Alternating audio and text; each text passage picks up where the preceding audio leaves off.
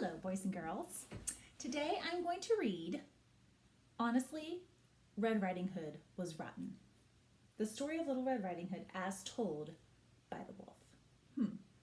So the wolf is thinking that it was actually all her fault. So this is interesting. This is definitely different than any other version I've read. So, let's see about this. There's our title page. She does look a little sly, doesn't she? All right. Chomp, chomp. Oh, I'm sorry. I was just finishing my lunch. My name's Wolf, Big Bad Wolf. You may have heard the story of Little Red Riding Hood, about a girl and her granny. Seems everyone has. My tale is different. Did I say tail? I meant tail. So he's talking like tail, like, like the wolves have a tail that they wag. But then at the end, he's talking about a tale, like a story. Homophones. Once upon a time, I ran out of food. Completely. The cupboards were bare, the freezer too, and I'd eaten every last vegetable and fruit in the garden. Every one. Other wolves might have lunched on little forest critters, chipmunks, bunnies, squirrels, but I'm a vegetarian. That's right, I don't eat meat. Well, I try not to. I love apples, Honeycrisp, Pink Lady, Golden Delicious, any kind really. But sadly, it was a long time until apple harvest. Poor guy. I hadn't eaten in weeks. My stomach growled and howled, it moaned and groaned, it even roared. Then my nose took over. Sniff, sniff, I took a whiff. What was it? A girl. Sniff, sniff, I took a whiff. What was it? Cake?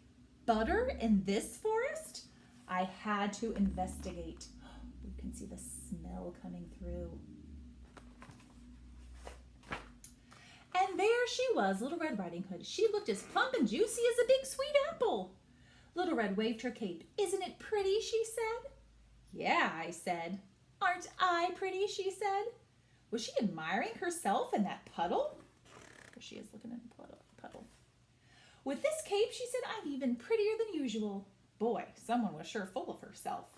But my stomach growled. So there she does look like an apple. Little Red twirled a strand of her hair. Mother says the cape looks grand with my skin. My skin shines like pearls. Or the meat of a ripe apple, I thought, licking my chops. Remember, I hadn't eaten in weeks. Time to chomp. But then Little Red said, I can't wait until Granny sees how pretty I am today. I'm bringing her cake and butter from my mother. My stomach howled. 2 meals? I thought Granny for breakfast, Little Red for lunch, and cake and butter for dessert. Where does Granny live? I asked. Little Red pointed down there in the clearing, the brown house. I knew that house, and I had a plan. Let's play a game, I said. Little Red smiled. I'm awesome at games. I bet you are, I said. You take this path, I'll take that path, and let's see who arrives at Granny's first. I will, she said. I'm the prettiest and the fastest. I bet you are. My stomach moaned. Before it groaned, I ran. No one knows the forest like I do. I chose the shorter path.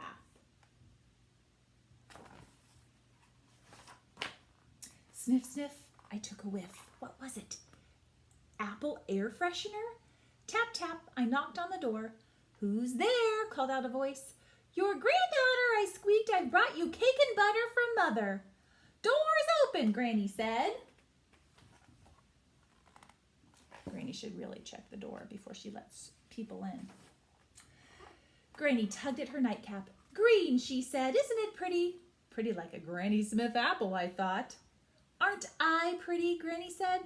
You must have heard the saying, the apple doesn't fall far from the tree. Well, it's true. Remember, because Little Red was talking about how pretty she was, too. My stomach roared. What's that noise? Granny asked. Chomp, chomp. I had to eat her. She was no Macintosh apple, but not too bad. I still felt hungry. I don't know, Mr. Wolf. I don't think that's a good reason to eat. Poor Granny. Tap, tap, Little Red knocked on the door. Who's there? I called out, crawling into Granny's bed. Your granddaughter, Little Red said. I've brought you cake and butter from Mother. Door's open, I said. Little Red walked in and caught a glimpse of herself in the mirror. Isn't my cape pretty, Granny? She said. Aren't I pretty? I clenched my teeth. So there he is, dressed up like Granny. Granny, Little Red said, what deep dark eyes I have. I said, the color of apple seeds. Granny, she said, what perfect ears I have. I said, shaped like sharply cut apple slices. Granny, she said, what pretty red lips I have. I said, red delicious. Granny, she said, what lovely skin I have. Look at poor Mr. Wolf. He is just drooling.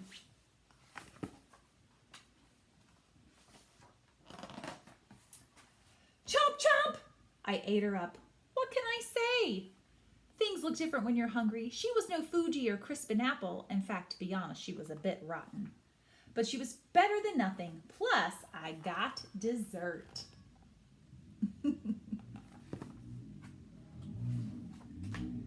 that's the end. So I wonder how this version is different than versions you've heard of Little Red Riding Hood before.